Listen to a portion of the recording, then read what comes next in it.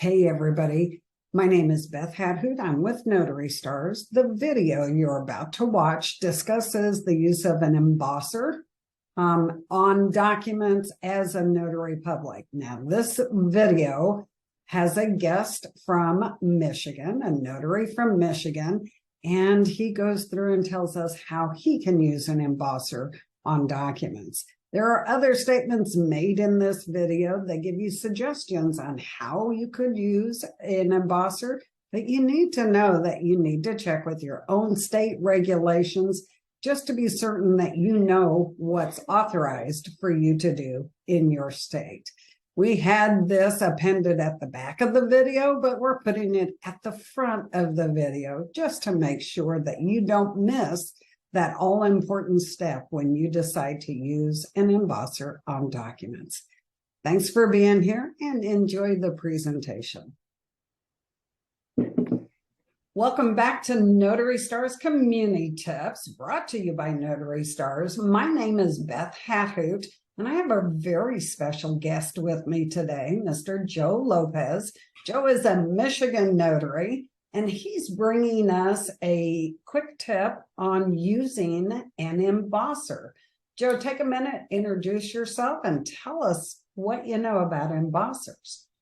Hi, Beth. And again, my name is Joe Lopez. I've been on Notary Public for about now 3 years, and I appreciate you having me on. Yes, I carry in my bag an embosser. And I was told when I started, we don't even need to use stamps here in Michigan, and you certainly don't need an embosser. That was everything that I saw online. However, I chose to have one in my bag, and I am glad I did. Specifically, a couple of weeks ago, I had an appointment, and it is a couple that I have helped a handful of times. And annually, her mom, who is from India, she needs to sign and send back some papers to India. She has to do this every year. And those pages have to be both embossed and stamped by me before the office in India will actually accept them. So that's what had this on top of mind for me at least.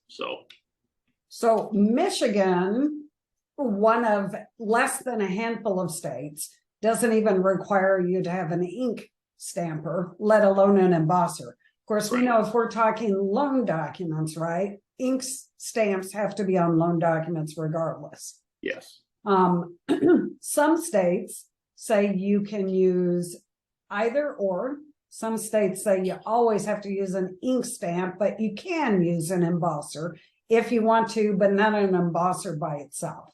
So, but in this particular situation, your Indian client was sending back a document to her home country that they required that traditional raised impression on those documents, right? Yes, correct. Perfect. And you just happen to be the one notary who could accommodate her. Yes. Kind of like me, I get lots of calls saying, you're the 10th notary I've called. Do you have an embosser? They don't use the word embosser. They don't really know that term, but right. We're looking for a notary who can do that impression, that embossment on those documents. So kudos to you for having one in your bag. I get a lot of business just from Canadian clients who winter in Arizona, and they need those documents to have that embossed image on it. Joe, what other kinds of documents might you run across that you need to use an embosser on? Because most notaries just don't carry one. Sure. That's a great question. And I am glad you did talk about signing documents for loans. And of course, I do not use this embosser, on a package like that. I simply sign, and I do use my ink stamp. But I have heard of cases in which you have a will in which does have more than one page to it. I have heard it's a good idea to use an embosser on every page. and that is to help ensure that that copy is indeed the original and hasn't been swapped out or hasn't been copied for some reason.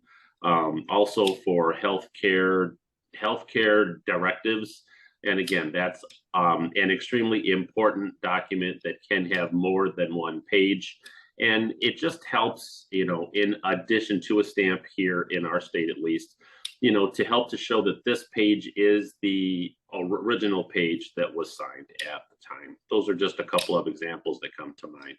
Oh, good idea. Great idea. So if Joey gets cut out of grandma's will on page 7, after she passes, he can't swap out page 7, even if he could forge her signature and or initials on that particular page. It won't have that embosser, that raised impression on that page, and they're going to know that wasn't part of the originally signed will. That's a great idea. Thanks for that. Let me share my screen here really quickly. And I want to show everybody how really kind of small these embossers are. Joe, this is your stamp. You've got a little bit bigger one here, but this is the NNA's brand, or the one that they sell, the Trodat stamps, right? Right. Yeah. And the one in the upper left in blue is a smaller version of my stamp. That is what I carry as a spare. That one also comes in handy if you have a smaller space that I have to work with on a document. And the two on the bottom are actually the same size. The one in red is my state stamp, and the one in black is a stamp that states see attached certificate. That actually comes in handy at times as well. But yeah, that was to show a size comparison of this embosser to our stamps. And as you can see, it doesn't take up that much space at all in your bag. Yeah, it's kind of tiny. And then this locks closed, right? With that little, one of these two little levers, this one. Right. And then when your commission renews, Joe, all you have to do is replace the die cuts. That's correct. Plates. Yep. Perfect. Well, that isn't very big at all. Hold yours up for us.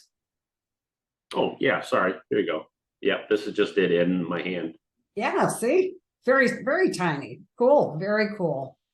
There's also, you can also jazz that up a little bit by using these little gold seals. This one I've already used with my embosser.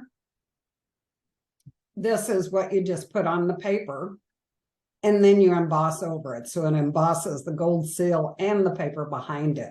So yeah, if you want to be really fancy and put some pizzazz on it, you can buy these gold seals to do that too.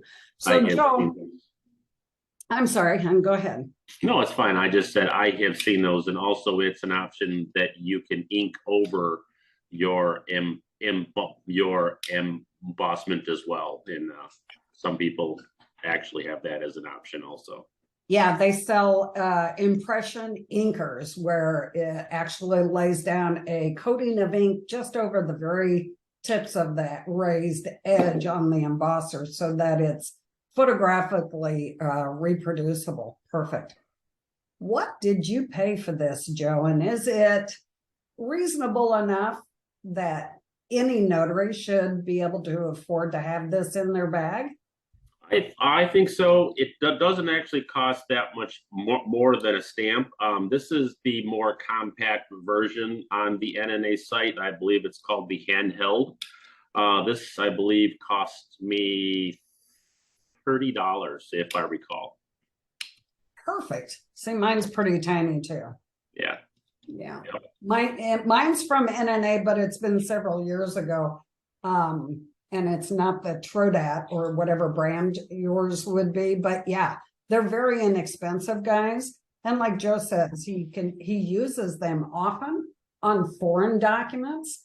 Forget apostille, these documents, just the actual notarization. Right. In these countries, they expect to see that traditional raised impression. on those documents. So he uses them for foreign documents. I do too.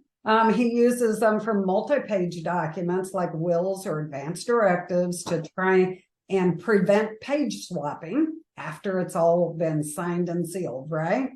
Correct. That's awesome. And it's inexpensive. Everybody should have one. That's perfect. Joe, thank you so much for being here. You're welcome. I appreciate you having me on, and I do hope it helps, and that's how I looked at it. I would just as soon have it in my bag, and as opposed to having to inconvenience somebody, that's just why I have it. So. Yep, $30 convenience tool. There you go. Okay, perfect, Joe. Thank you so much. The next time you come up with any little tip, please come back and visit us again. I will do that. Have a great day. Thanks, Joe. Bye-bye.